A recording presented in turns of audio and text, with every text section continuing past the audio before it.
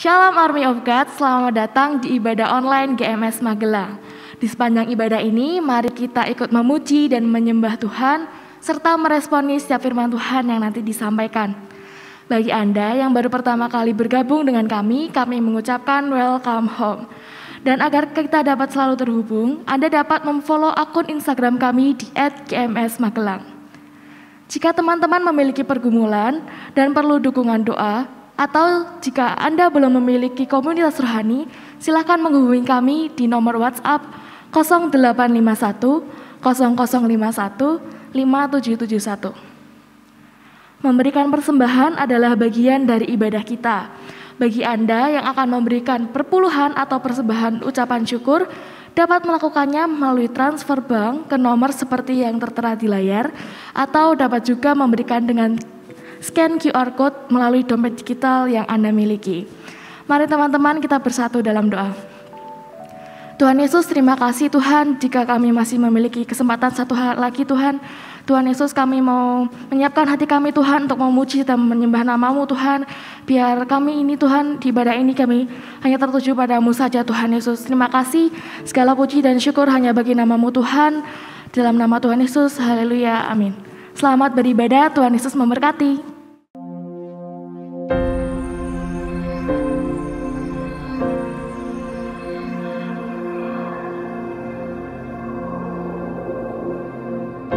Orang yang suka memuji akan kuat roh doanya.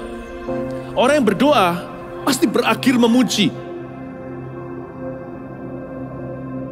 Karena Allah bertata di atas pujian. Siapa memuji, Allah mengatasi hidupnya.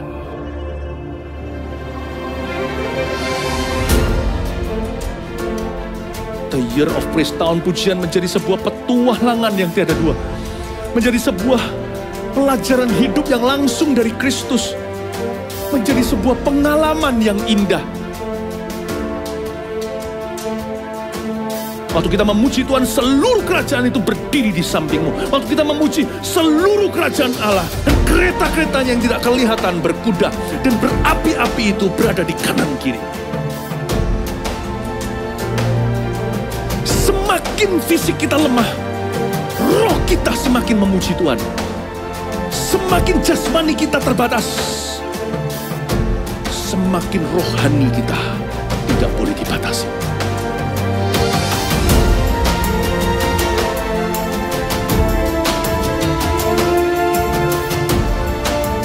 Welcome to the Year of Praise and Provision. Mari kita mengizinkan Tuhan merajut rancangan yang belum pernah kita bayangkan.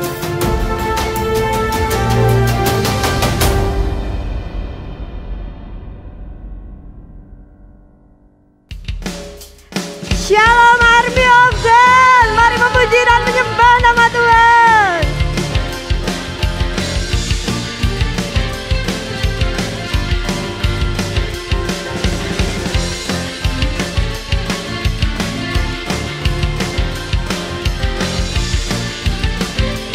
Bersama-sama kita katakan, Kau Tuhan yang mulia, turun ke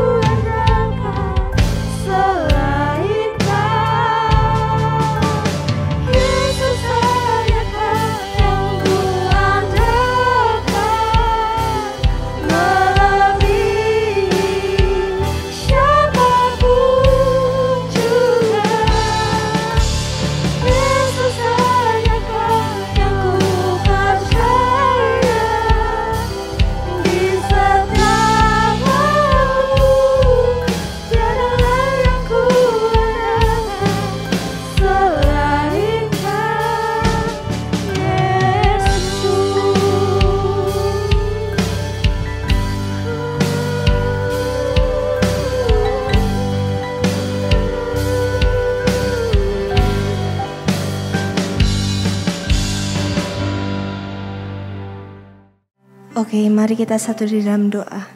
Terima kasih ya Tuhan Yesus, Engkau telah memberkati kami Tuhan, walaupun kami di rumah masing-masing Tuhan, tapi kami percaya Tuhan bahwa hadirat-Mu nyata Tuhan di setiap kami.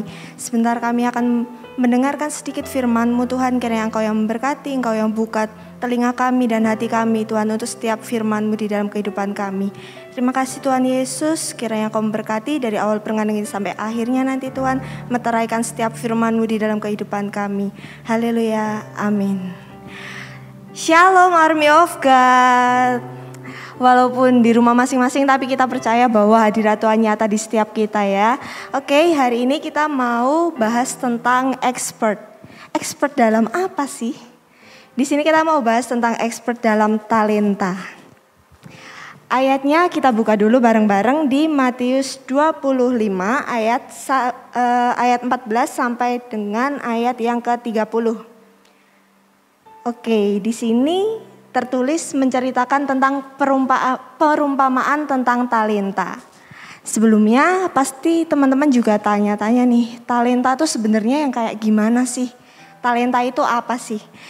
Menurut Kamus Besar Bahasa Indonesia, talenta ini adalah pembawaan seseorang sejak lahir. Tapi bahasa simpelnya, talenta ini bakat. Talenta juga bisa berupa tentang banyak hal, nggak cuma bakat, nggak cuma apa yang kita bisa, tapi juga bisa merupakan waktu yang kita punya, relasi yang kita punya, ataupun apapun yang kita bisa, apapun yang kemampuan kita itu ada di dalam diri kita. Dari perumpamaan tentang talenta ini kita mau bahas beberapa poin yang juga bisa kita pelajari bareng-bareng. Oke, langsung aja yang pertama yaitu tentang talenta yang Tuhan berikan itu berbeda-beda di setiap kita. Kenapa berbeda-beda? Kita lihat langsung di Matius 25 ayat 14 sampai yang ke-15. Aku bacain. Ayat yang ke-14. Sebab hal kerajaan surga sama seperti seorang yang mau bepergian ke luar negeri, yang memanggil hamba-hambanya dan mempercayakan hartanya kepada mereka. Ayat yang ke-15, yang seorang diberikannya 5 talenta, yang seorang lagi 2, dan yang seorang lain lagi 1, masing-masing menurut kesanggupannya, lalu ia berangkat. Jadi bisa kita ketahui di ayat 14 sama 15 ini, Tuhan itu kasih kita talenta, itu sesuai kesanggupan kita loh. Sesuai kemampuan kita. Tapi kadang kita berpikir ketika baca ayat ini, kita mikir, kok Tuhan kasih talentanya ke kita kok gak adil sih? Kok ada yang banyak, kok ada yang sedikit? Kenapa gak dibagi rata aja Tuhan? Jawabannya adalah karena Tuhan tahu kapasitas kita, karena Tuhan tahu kemampuan kita dan kesanggupan kita. Jadi Tuhan itu memberikan ada yang 5, ada yang 2, ada yang 1. Itu sesuai dengan kemampuan kita masing-masing. Selain itu yang terpenting bukan hal tentang banyak atau sedikitnya talenta yang kita punya teman-teman. Tapi juga tentang bagaimana kita bisa mengelola, bagaimana kita bisa mengembangkan talenta itu. Coba kalau Tuhan kasih kita talenta 5, tapi kita cuma simpen aja tuh. Kan gak berbuah ya. Jadi Tuhan itu juga mau melihat bagaimana cara kita mengelola, menggunakan talenta kita dengan bijaksana. Kemudian yang kedua, sebagai anak-anak Tuhan yang baik, kita juga pastinya bertanya-tanya nih, setelah kita mengetahui talenta yang Tuhan berikan kepada kita. Kita pastinya yang kayak, gimana sih caranya kita bisa mengembangkan talenta, kita bisa mengelola talenta itu dengan baik. Kadang kita bingung, apa yang mau kita lakuin setelah kita tahu talenta kita nih. Langkah apa nih yang harus kita lakukan, mau buat apa nih talenta yang kita punya. Kadang kita bingung tentang hal itu. Kita mau lihat di Matius 25 ayat 20 sampai 23. Bisa dibaca di rumah masing-masing. Dari ayat 20 sampai 23 ini digambarkan bagaimana hamba yang dapat mengelola talentanya sehingga dari talentanya yang diberikan oleh Tuhan di awalnya itu bisa berbuah dan juga bisa bertumbuh, bahkan bisa menjadi berkat buat orang lain. Nah, di sini Tuhan itu juga menginginkan setiap hidup kita loh. Setiap hidup kita yang sudah diberikan talenta ini juga dikembangkan. Juga kita bisa mengelola dengan baik, nggak cuman disimpan. Kemudian lain halnya dengan di Matius 25 ayat 24 sampai 28. Di ayat ini kebalikannya nih. Seorang hamba yang tidak mengelola dan mengembangkan talentanya, hamba tersebut hanya menyimpan talenta yang tuannya berikan. Jadi di ayat 24 sampai 28 ini menceritakan bagaimana seorang hamba yang punya talenta tapi hanya disimpan. Dari sini kita dapat belajar bahwa jangan lagi kita itu menyia-nyiakan talenta yang Tuhan berikan. Jangan lagi kita hanya menyimpan, tidak mengelola, bahkan juga tidak membagikan untuk orang lain. Tuhan akan merasa sedih kalau kita diberikan sebuah talenta tapi kita tidak mengelolanya dengan baik. Di sini juga dikatakan bahwa di ayat 27, karena itu sudahlah seharusnya uangku itu kau berikan kepada orang yang menjalankan uang, supaya sekembaliku aku menerimanya serta dengan bunganya. Di ayat 28, sebab itu ambillah talenta itu daripadanya dan berikanlah kepada orang yang mempunyai 10 talenta itu. Di sini bisa dilihat bahwa seseorang yang menyimpan talentanya, hanya menyimpan saja, itu talentanya akan diambil daripadanya. Bukan diambil karena apa, tapi karena dia tidak bisa mengelola talenta itu dengan baik. Tuhan ingin talenta yang diberikan ini dikelola dengan baik. Jadi Tuhan mengambil talenta itu dan memberikannya kepada orang-orang yang dapat mengelola talenta dengan baik. Kemudian apa saja yang harus kita lakukan untuk mengembangkan talenta yang kita punya? Ini nih kadang kita bingung. Kita udah punya talenta, tapi harus diapain ya? Mulainya dari mana ya? Yang pertama, kita bisa mencoba untuk menemukan talenta kita. Ketika kita nggak tahu, ketika kita lihat teman-teman kita, loh teman kita tuh bisa nyanyi, teman kita bisa main musik, teman kita bisa gambar. Kita bisa apa ya kok sampai detik ini aku belum tahu talentaku tuh apa, kemampuanku apa, kelebihanku tuh apa. Kita belum tahu, bahkan kita sering bingung. Sebenarnya aku ini bisanya apa sih? Nah di sini kita bisa sebenarnya untuk mencari talenta kita dengan cara bertanya mungkin ke orang-orang sekitar kita. Karena tanpa kita sadari itu kita tuh bisa lakukan sesuatu tanpa kita tahu. Yang tahu hanyalah orang-orang yang di sekitar kita. Kadang-kadang kita suka banget nih masak di rumah, tapi kadang kita nggak tahu kalau talenta kita itu di bagian memasak. Kadang-kadang malah orang-orang rumah yang bilang, oh masakanmu tuh enak loh, berarti talentamu tuh ini. Kita bisa minta tolong ke teman-teman, ke orang terdekat. Bahkan kita juga bisa koreksi diri kita sendiri. Kita bisa tanya, atau mungkin kita bisa dari hal-hal yang kita sukai. Hal-hal yang kita sukai itu juga bisa masuk ke dalam talenta kita. Yang kedua, menyediakan waktu untuk mengembangkan dan melatih talenta kita. Pastinya kalau kita udah tahu apa talenta kita, misalnya di bagian menyanyi, kita juga harus punya waktu, kita juga harus mau meluangkan waktu untuk melatihnya. Karena kalau nggak dilatih, ya akan di situ-situ aja, nggak bakalan kemana-mana, nggak bakalan ada kemajuan. Kemudian yang ketiga, selain melatih atau menyediakan waktu, itu kita juga bisa melibatkan Tuhan dalam setiap apa yang kita kerjakan. Ketika kita belajar, kita berlatih, kita mencoba untuk mengembangkan talenta kita, pastinya kita juga akan mengalami suatu permasalahan. Gak mungkin kalau kita di dalam kita melatih atau di dalam perjalanan kita untuk mengelola talenta itu kita nggak ada masalah sama sekali, itu nggak mungkin. Jadi melibatkan Tuhan itu penting. Ketika suatu saat kita mengalami permasalahan, mungkin itu kita terjatuh ketika kita lagi mengelola suatu talenta itu, Tuhan yang akan menolong setiap kita, Tuhan yang akan memimpin setiap kita, Tuhan yang akan memberikan kekuatan kembali ke dalam diri setiap kita. Yang terakhir, kita juga dapat membagikan talenta yang kita punya kepada orang lain. Seperti yang dikatakan dalam Matius 25 ayat 29. Jadi dengan kita membagikan suatu talenta yang kita punya kepada orang lain, kita juga dapat dipercayakan hal-hal yang lebih besar. Tanpa kita sadari, ketika kita membagikan sesuatu ke orang lain, misalnya teman kita ada yang butuh bantuan kita nih. Gimana caranya biar bisa gambar dengan baik dong, biar gambarnya bisa bagus. Ketika kita mencoba untuk membantu mereka, tanpa kita sadari Tuhan itu juga memberikan berkatnya kepada kita.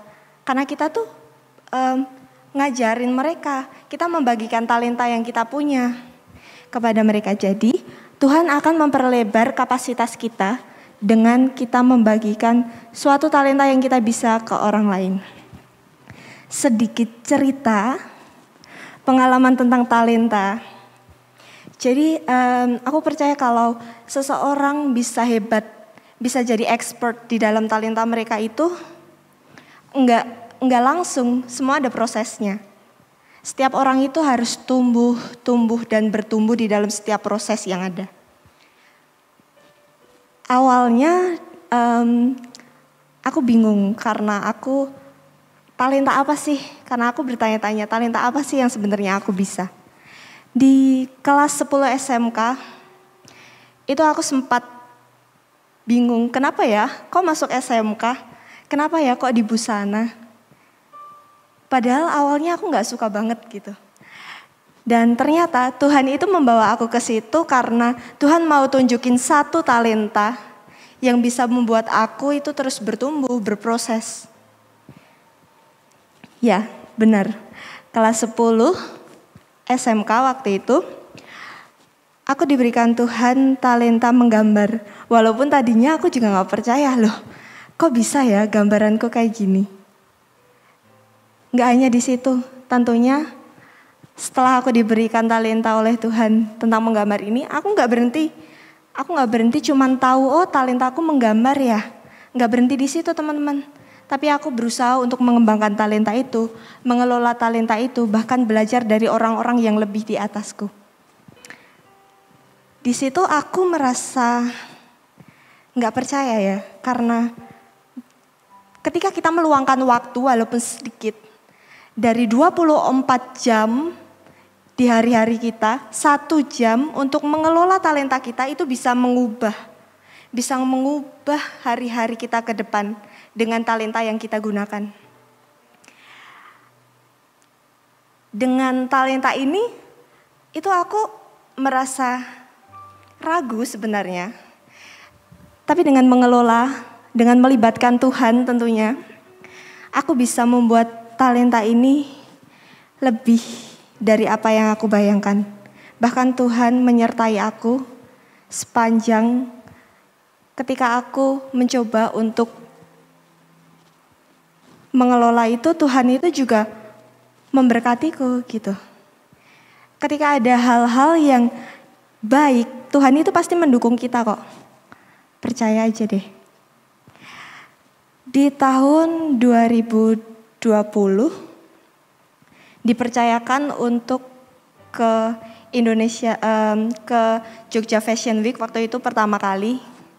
Dan rasanya memang gak percaya karena dari 90 murid hanya ada 4 murid yang dibawa ke sana. Dan puji Tuhan, dengan pernyataan Tuhan, dengan segala apapun yang kita usahakan, aku bisa. Karena Tuhan aku mampu. Walaupun perjalanannya tuh gak gampang, jatuh, bangun, putus asa, itu pasti ada. Rasa pengen nyerah, Tuhan aku tuh gak bisa loh. Tuhan 25 desain dalam semalam tuh gak gampang loh Tuhan. Gak bisa loh. ketika kita bilang nggak bisa. Tapi jangan lupa untuk selalu bilang, Tuhan tolong aku. Tuhan tolong berikan aku kekuatan. Kita lakukan sama-sama Tuhan. Di situ Tuhan akan benar-benar tunjukin bahwa kita bisa di dalam Tuhan Yesus. Dari talenta-talenta yang pertamanya aku nggak sadari sama sekali. Yang pertamanya bahkan aku bilang, aku nggak bisa loh Tuhan. Ternyata di situ bisa terwujud mimpi-mimpi yang besar. Mimpi-mimpi yang mungkin kita tuh nggak ngerti. Ini tuh mimpi yang kayaknya tuh mustahil loh Tuhan. Tapi ternyata di dalam Tuhan benar. Gak ada apapun yang mustahil di dalam Tuhan. Termasuk ketika kita mau mengelola, mau menggunakan talenta kita dengan bijaksana, Tuhan juga akan mendukung setiap apa yang kita lakukan, teman-teman. Percaya itu. Jadi kesimpulannya adalah bukan seberapa banyak talenta yang kita punya. Bukan tentang 5, 2, 1 talenta yang kita punya, itu bukan. Tapi tentang hati kita. Tentang bagaimana cara kita mengelola. Bagaimana cara kita memperlakukan talenta yang udah kita punya. Yang udah Tuhan kasih ke kita. Bukan tentang angka, bukan. Bukan tentang kuantitas talenta yang kita punya, tapi tentang kualitas. Kita harus bisa menggunakan talenta kita dengan bijak. Kita harus bisa mengelola talenta itu untuk kemuliaan nama Tuhan. Tuhan mempercayakan kepada kita setiap hambanya. Tuhan senang apabila kita bisa mengembangkan talenta itu dengan baik. Bahkan kita juga bisa membagikan talenta itu dengan baik dan menjadi berkat buat orang lain. Mulai saat ini, yuk sama-sama kita yakin dan percaya bahwa Tuhan itu bisa membuat kita mampu meraih mimpi-mimpi kita. Meraih apapun yang kita cita-citakan bersama. Jalan bersama Tuhan itu indah, teman-teman. Dengan mimpi-mimpi yang kita punya, serahkan aja kepada Tuhan. Minta tolong sama Tuhan. Kalian semua akan dimampukan di dalam Tuhan Yesus. Terima kasih, Tuhan Yesus memberkati. Ya, thank you buat Vega. Ada satu hal yang saya garis bawahi dari apa yang Vega sampaikan, yaitu adalah berkualitas. Bukan soal kuantitas berapa banyak yang talenta yang kita punya, tapi soal kualitas dari talenta tersebut.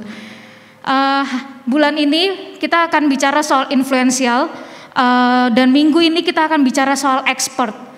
Kita akan bicara soal expert, dan hari ini kita mau belajar dari satu karakter, dari satu tokoh yang sangat berkualitas dalam kehidupannya, yaitu Daniel. Kita mau buka dari Daniel 1 ayat 1 sampai 21.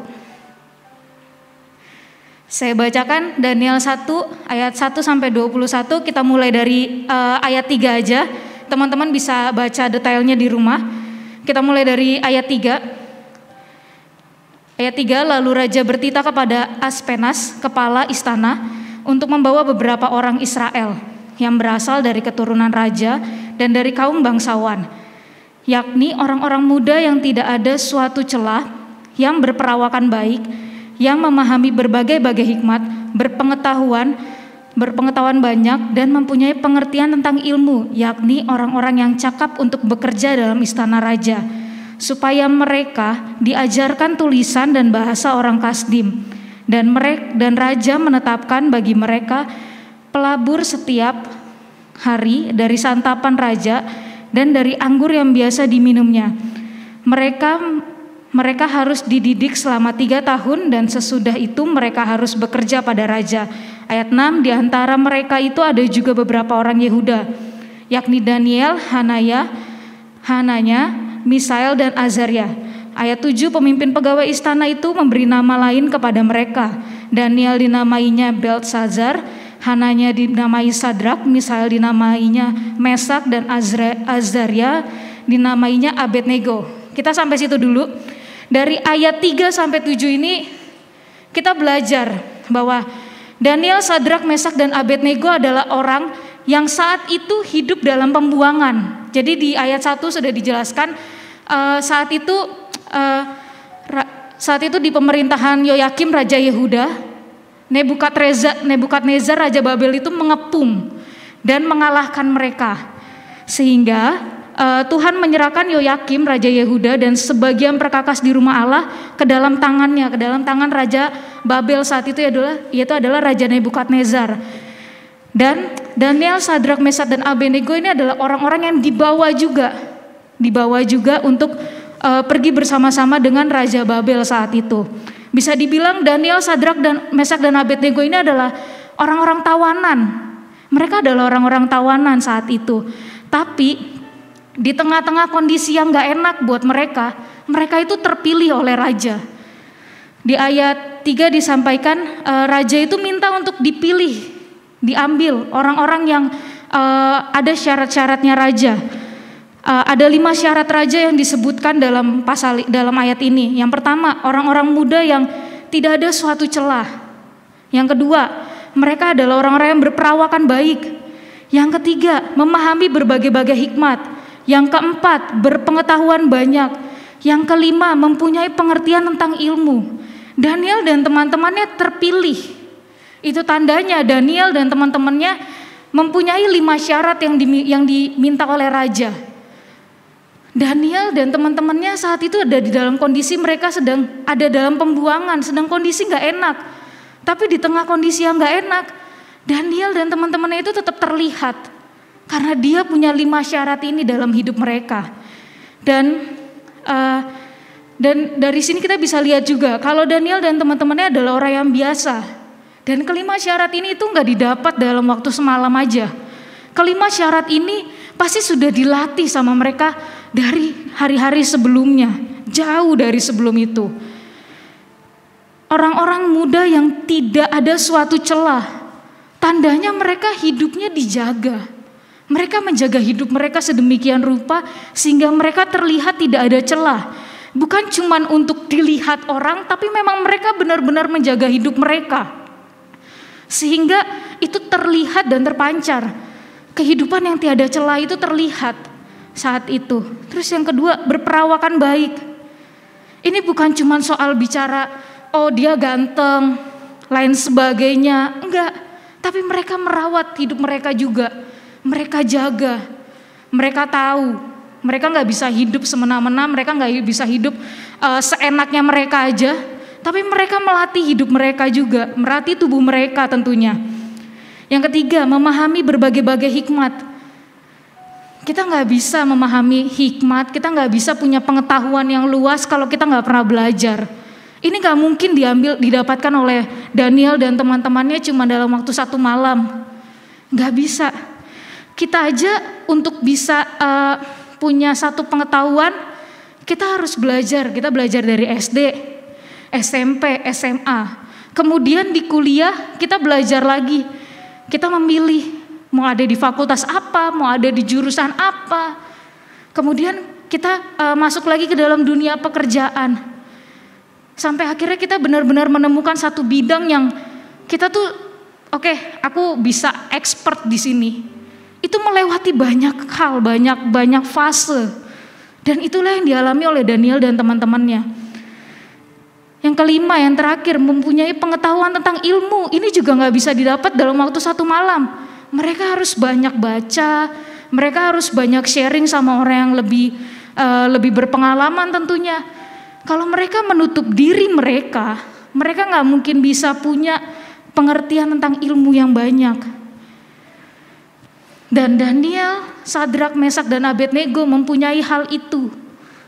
Tandanya jauh sebelum mereka ada di dalam pembuangan, jauh sebelum mereka menjadi tawanan, mereka itu melatih hidup mereka. Mereka melatih hidup mereka agar hidup mereka itu berkualitas. Mereka nggak mau hidup seenaknya, tapi mereka mau jadi anak-anak muda yang menjaga kehidupan mereka. Dari ayat ini kita belajar kalau menjadi expert itu nggak dalam waktu 1 malam, atau menjadi ahli itu nggak bisa langsung sekejap. Ada orang-orang yang dilahirkan dengan talenta-talenta khusus.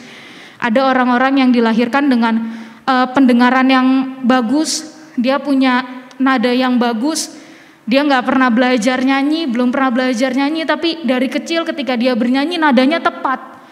Ada orang-orang yang dilahirkan seperti itu. Ada orang-orang yang dilahirkan seperti itu, tapi mereka pun tidak bisa mengolahnya dengan baik kalau mereka nggak belajar. Mereka punya talenta dari kecil yang sebegitu hebatnya, kalau mereka nggak latih itu, ya mereka juga nggak akan bisa. Nggak akan jadi sesuatu. Ada orang-orang yang memang dilahirkan dengan talenta menggambar yang luar biasa. Kalau Vega mungkin sebelumnya Vega nggak ngerasa kalau Vega sebelumnya punya gambar yang bagus, tapi dia melatih. Tapi ada orang-orang yang memang dilahirkan dengan tangan yang sangat luas banget, pokoknya dia gambar tuh pasti bagus. Tapi kalau dia nggak diajarin teknik-teknik menggambar, ya udah gambarnya hanya akan stuck sampai di situ aja. Stuck sampai di satu titik. Dia nggak akan bisa lebih lagi mengembangkan lagi, nggak bisa. Karena dia nggak belajar. Dari sini kita lihat Daniel, Sadrak, Mesak, dan Abednego itu mendapatkan semua itu. Dia memenuhi syarat ini nggak cuman dalam waktu semalam. Dia tahu dia akan dia akan dibawa. Terus dia berdoa, Tuhan berikan aku talenta. Enggak kayak gitu. Tapi dia mengusahakan, dia mengerjakan jauh sebelum itu. Bahkan dia mungkin gak tahu, bukan mungkin ya, pasti dia gak tahu gitu loh. Kalau dia akan ada di sana, kalau dia akan dipilih, kalau dia pada akhirnya nanti kita sama-sama tahu ya, di akhir ceritanya Daniel itu dipercayakan banyak hal. Bahkan sebelum itu pun dia nggak kepikiran, aku akan dipercayakan banyak hal oleh Raja Babel. Kenapa dia harus punya kepikiran hal itu? Nggak mungkin. Dia jelas-jelas dia ada di bawah pemerintahan Yehuda kok. Ya pasti kalau dia punya mimpi, pasti mimpinya aku akan bekerja di istana Raja Yehuda. Pasti mimpinya itu. Nggak mungkin dia punya mimpi, aku akan bekerja di istana Raja Babel di tengah pembuangan loh. Berarti dia mendoakan Yehuda saat itu kalah, lain sebagainya, kan nggak mungkin. Tapi Daniel tetap melatih, sekalipun dia tahu dia nggak tahu ya di depannya tuh seperti apa. Dia nggak tahu pasti masa depannya dia kayak gimana. Tapi yang dia tahu, dia harus melatih hidupnya. Itulah yang dikerjakan oleh Daniel dan teman-temannya.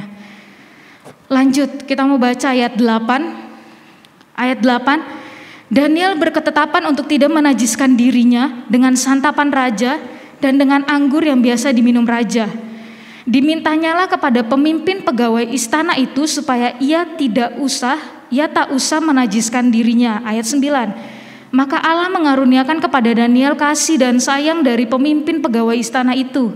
Ayat 10, tetapi berkatalah pemimpin pegawai istana itu kepada Daniel, aku takut kalau tuanku raja yang telah menetapkan makanan dan minumanmu berpendapat bahwa kamu kelihatan kurang sehat daripada orang-orang muda lainnya yang sebaya dengan kamu, sehingga karena kamu aku dianggap bersalah oleh raja. Ayat 11, kemudian berkatalah Daniel kepada penjenang yang telah diangkat oleh pemimpin pegawai istana untuk mengawasi Daniel, Hananya, Misael, dan Azaria. Ayat 12, adakanlah percobaan dengan hamba-hambamu ini selama 10 hari dan biarlah kami diberikan sayur untuk dimakan dan air untuk diminum. Ayat 13, sesudah itu bandingkanlah perawakan kami dengan perawakan orang-orang muda yang makan dari santapan raja. Kemudian perlakukanlah hamba-hambamu ini sesuai dengan pendapatmu. Ayat 14, didengarkannyalah permintaan mereka itu, lalu diadakanlah percobaan dengan mereka selama 10 hari. Ayat 15, setelah lewat 10 hari ternyata perawakan mereka lebih baik dan mereka kelihatan lebih gemuk daripada semua orang muda yang telah makan dari santapan raja. Kita stop sampai di sini dulu. Saya mau jelasin sedikit. Daniel dan teman-temannya itu dikasih santapan raja. Dia itu dikasih makanan raja, makanan yang sama seperti apa yang dimakan sama raja Dia dikasih minum anggur yang sama seperti apa yang diminum raja. Tapi Daniel dan teman-temannya itu menahan diri, menetapkan diri untuk tidak menajiskan diri mereka dengan memakan itu semua. Hal ini sama seperti misalkan kita adalah seorang penyanyi, maka kita harus menahan diri kita untuk nggak makan gorengan atau tidak makan ciki yang lain sebagainya yang bisa merusak tenggorokan kita atau membuat radang di tenggorokan kita. Hal yang sama juga yang dilakukan oleh para atlet. Para atlet mereka yang menjaga tubuh mereka untuk tetap bugar, nggak mungkin mereka dengan sengaja makan makanan yang mengandung kolesterol tinggi, ada lemak yang sangat tinggi di dalamnya sehingga nanti bisa menyebabkan kolesterol dan lain sebagainya. Gak mungkin. Itulah juga yang dilakukan oleh Daniel. Mereka menahan diri mereka untuk tidak memakan itu. Mereka menahan diri mereka karena mereka tahu, mereka jaga hidup mereka. Jangan sampai cuman karena dia itu adalah masa penilaian ya. Jadi di situ mereka masih dilihat, pada akhirnya belum diberikan tugas, mereka belum ditunjuk, belum dibagi. Mereka kayak masih dalam tahap seleksi. Masih dalam tahap seleksi. Tapi Daniel bilang, "Enggak, saya makan sayur aja. Dan saya minum air aja." Bahkan sampai si pegawai istana ini ketakutan, dia bilang, "Loh, nanti kalian kurus. Nanti kalian tidak sebugar teman-teman yang lainnya." Tapi Daniel bilang, enggak, justru aku mau jaga hidupku lewat ini. Dan dia memilih untuk tidak menajiskan dirinya. Dia menahan dirinya. Itulah juga yang dilakukan, itulah juga yang kita lakukan. Kalau kita mau jadi expert dalam satu hal, satu bidang, tahanlah diri kita. Hal apa yang bisa membuat kita menjadi jatuh, harus kita tahan. Kalau kalian mau mengembangkan talenta kalian atau kalian mau jadi expert dalam dunia olahraga ya, kalian harus tahan untuk tidak memakan makanan yang sembarangan. Kalian harus tahan untuk makan makanan yang mungkin gak enak, untuk apa, membangun massa otot dan lain sebagainya. Kalau kalian pengen menjadi orang-orang yang pandai expert dalam nyanyi ya, kalian juga harus jaga suara kalian. Kalau kalian mau jadi orang-orang yang expert dalam bermain musik, kalian harus jaga. Kalau musik itu dimainkan dengan kalian harus jaga tangan kalian harus jaga, mungkin kalau itu di alat musik tiup, kalian harus jaga pernafasan kalian. Kalian gak bisa sembarangan gitu loh. Mari kita lakukan seperti apa yang dilakukan oleh Daniel dan teman-temannya, yaitu adalah menahan diri. Menahan diri untuk tidak melakukan hal yang membuat kita pada akhirnya jatuh dan kita gak bisa meraih mimpi kita. Hal-hal itu sangat indah tentunya. Hal-hal itu sangat indah. Dan kadang kita ngerasa kayak gak apa-apalah sekali. Dari gak apa-apa sekali kita akan bilang gak apa-apalah sekali lagi jadi 2 kali. Terus kita bilang lagi, gak apa-apalah, kemarin aku udah nyoba kok dan gak ada efeknya. Akhirnya kita lakukan lagi dan jadi sebuah kebiasaan. Kemudian kita gak akan bisa jadi expert dalam hal yang kita mau ambil. Dalam bidang apapun itu. Jauhkanlah diri kita dari dosa. Karena dosa adalah salah satu hal yang bisa membuat kita jatuh. Dan pada akhirnya kita gak bisa expert. Pada akhirnya kita gak bisa jadi yang terbaik. Gitu teman-teman. Next, selanjutnya ayat 16 sampai 21. Ayat 16, kemudian penjenang itu selalu mengambil makanan mereka dan anggur yang harus mereka minum, lalu memberikan sayur kepada mereka. Ayat 17, kepada keempat orang muda itu Allah memberikan pengetahuan dan kepandaian tentang berbagai-bagai tulisan dan hikmat. Sedang Daniel juga mempunyai pengertian tentang berbagai-bagai penglihatan dan mimpi. Ayat 18, setelah lewat waktu yang ditetapkan raja bahwa mereka sekalian harus dibawa menghadap, maka dibawalah mereka oleh pemimpin pegawai istana itu ke hadapan Nebukadnezar. Ayat 19, raja bercakap-cakap dengan mereka, dan di antara mereka sekalian itu tidak didapati yang setara dengan Daniel, Hananya, Misael, dan Azaria. Maka bekerjalah mereka pada raja. Ayat 20-21 bisa baca sendiri. Di sini disebutkan setelah lewat waktu yang ditentukan, mereka itu datang, dibawa nih ke hadapan raja. Raja ngobrol-ngobrol, bikin interview lah. Interview nih sama mereka. Waktu raja lagi ngobrol-ngobrol sama mereka, raja itu gak menemukan yang selevel sama Daniel, Sadrak, Mesak, dan Abednego. Atau Daniel, Hananya, Misael, dan Azaria. Gak ada yang ditemukan yang setara sama keempat orang ini. Mereka menjaga kehidupan mereka, mereka menjaga tubuh mereka. Bahkan saat mereka melakukan penilaian dalam sekian waktu itu, mereka masuk ada di tahap penilaian sekian waktu itu, mereka menjaga hidup mereka, mereka jaga tubuh mereka. Tentunya pasti di situ mereka tetap belajar. Mereka juga tetap ngobrol sama orang yang sudah lebih dulu expert atau guru mereka di sana, karena mereka diajarkan bahasa orang Kasdim. Mereka ada gurunya pasti di sana, mereka pasti belajar dari gurunya. Mereka nggak cuma belajar aja, tapi mereka mencari tahu dengan sungguh-sungguh. Sehingga dilihatlah oleh raja, kalau yang 4 ini berbeda. Kalian bayangkan dari sekian banyak orang, hanya 4 orang yang ditemukan berbeda. Karena kenapa? Karena hanya 4 orang ini sajalah juga yang menahan diri, menetapkan hati untuk tidak menajiskan diri mereka. Hanya 4 orang inilah yang menjaga hidup mereka sedemikian rupa, sehingga ditemukanlah perbedaan level.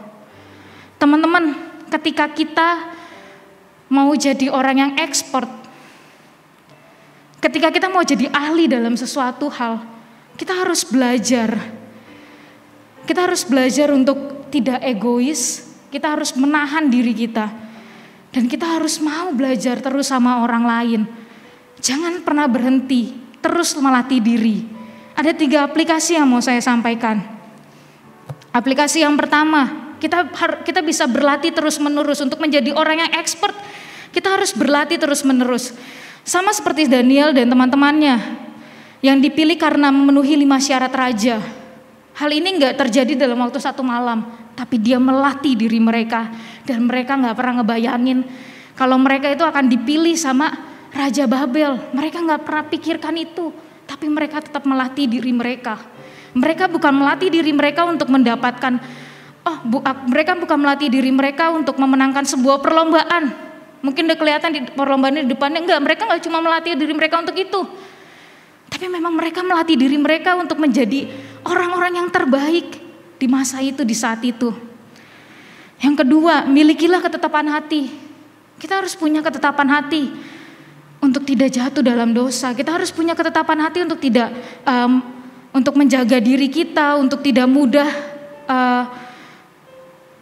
melakukan sesuatu yang pada akhirnya membuat kita jadi tidak bisa mengembangkan talenta kita.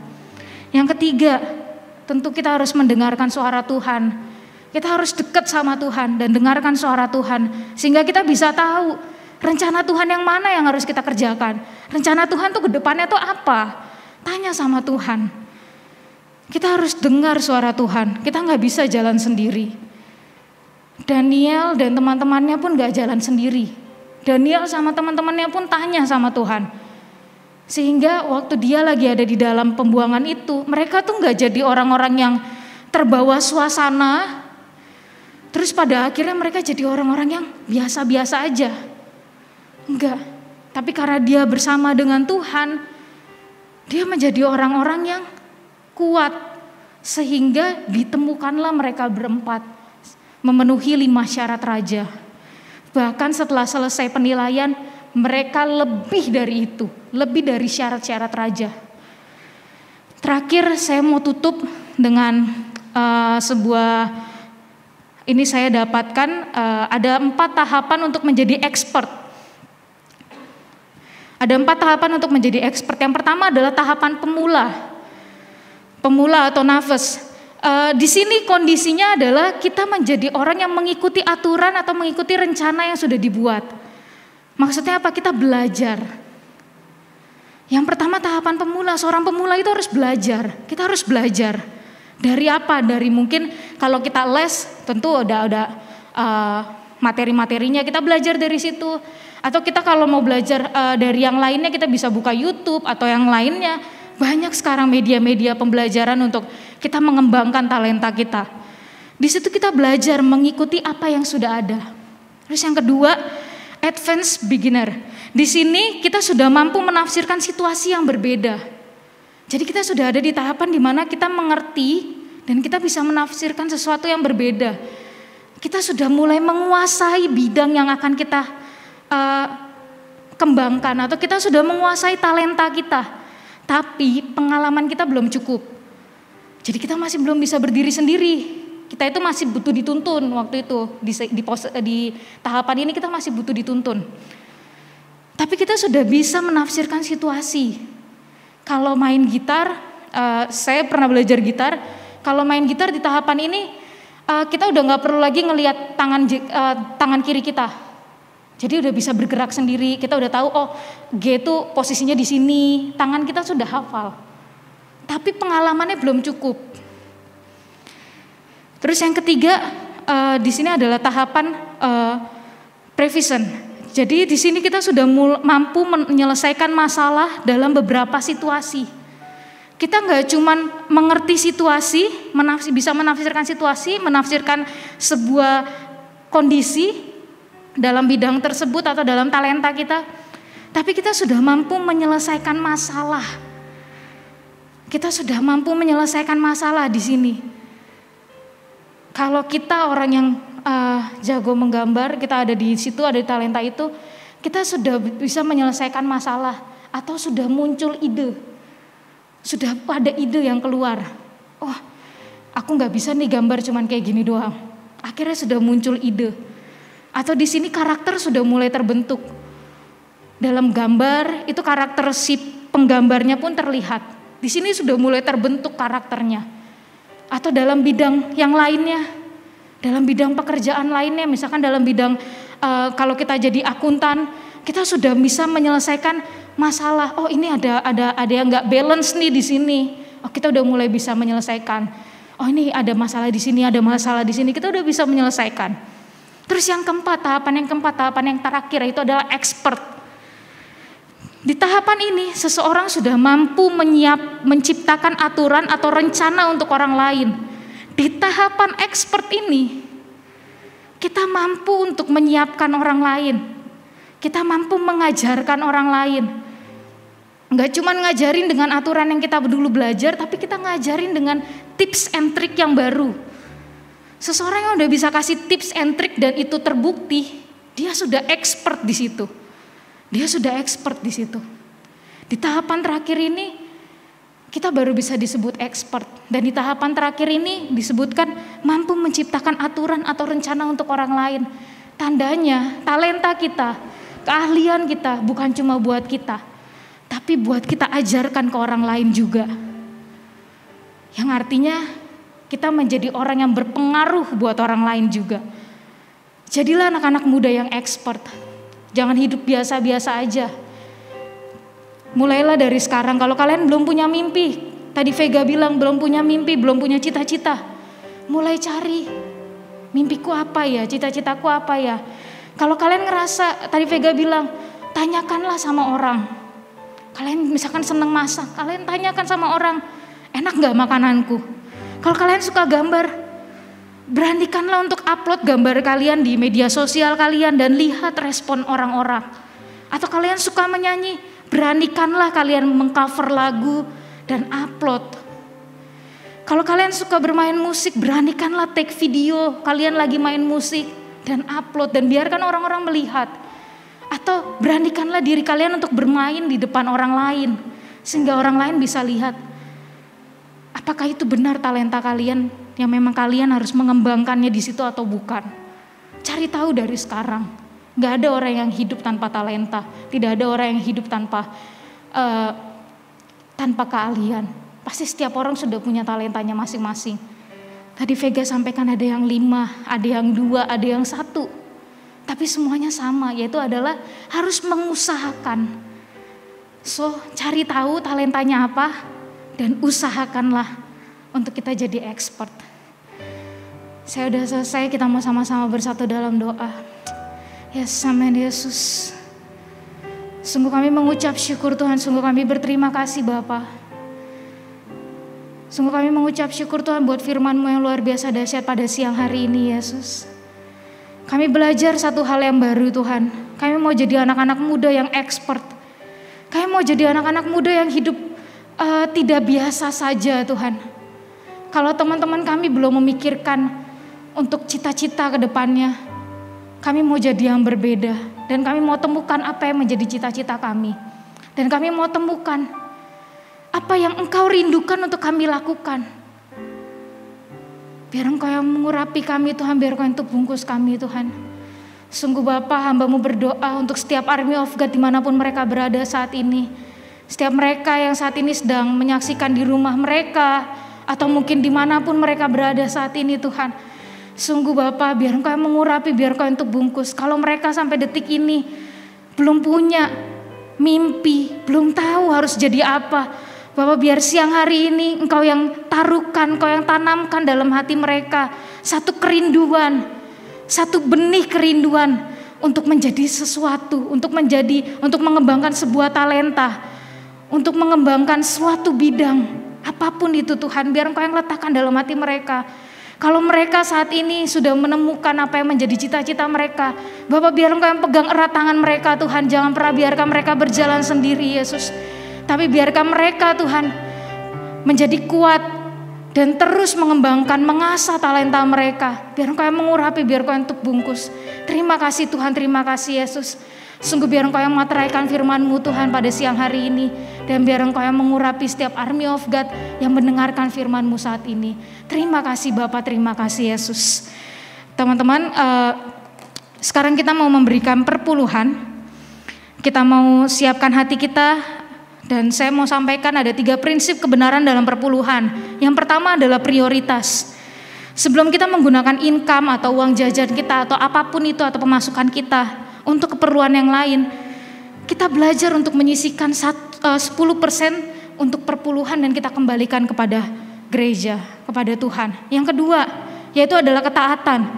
Alkitab mengajarkan untuk bawalah persembahan perpuluhan ke dalam rumah Tuhan. Dan kita mau taat sesuai dengan apa yang firman Tuhan katakan. Yang ketiga adalah iman. Meskipun kita bekerja dan berusaha, namun kita percaya bahwa Tuhan yang memberkati setiap usaha kita, usaha yang kita lakukan. Dia adalah sumber berkat. Kita mau imani itu, bahwa segala sesuatu yang datang dalam hidup kita, itu semua berasal kepada Yesus, berasal dari Yesus. Dan kita mau belajar untuk mengembalikan 10% dari apa yang kita dapatkan. Ya amin Bapak, angkat tinggi-tinggi, siapkan hatimu. Ya amin Yesus, sungguh biar Engkau yang mengurapi Tuhan, biar Engkau untuk bungkus Yesus. Pada hari ini kami bawa Tuhan persepuluhan kami, Tuhan persembahan persepuluhan kami Tuhan. Mungkin gak seberapa Tuhan, tapi kami mau belajar Tuhan untuk taat Bapa, untuk taat memberikan, untuk taat Tuhan sesuai dengan apa yang firman-Mu katakan Tuhan. Kami mau belajar Tuhan sedari kami muda Tuhan. Kami punya ketaatan hati Tuhan bermula dari hal yang kecil. Kami percaya Tuhan apa yang kami kerjakan saat ini, ketaatan hati kami Tuhan akan membawa kesuksesan dalam hidup kami di kemudian hari. Terima kasih Tuhan, terima kasih Yesus. Sungguh biar Engkau yang kembalikan Tuhan berkat-Mu berlipat kali ganda. Dalam nama Tuhan Yesus. Army of God, angkat tanganmu, arahkan hatimu kepada Yesus. Ya amin. Diberkatilah Engkau, hai Army of God, menjadi kepala dan bukan ekor, terus naik dan gak pernah turun. Jadilah berkat bagi keluargamu, jadilah berkat bagi sekolahmu. Hai Engkau Army of God, jadilah anak-anak panah di tangan pahlawan. Engkau akan melesat tinggi, melesat jauh, menjadi story maker bagi kota ini, menjadi story maker bagi sekolahmu, menjadi story maker bagi keluargamu. Di dalam nama Tuhan Yesus, terimalah berkat Yesus dari sekarang sampai selama-lamanya. Amin. Happy Sunday all.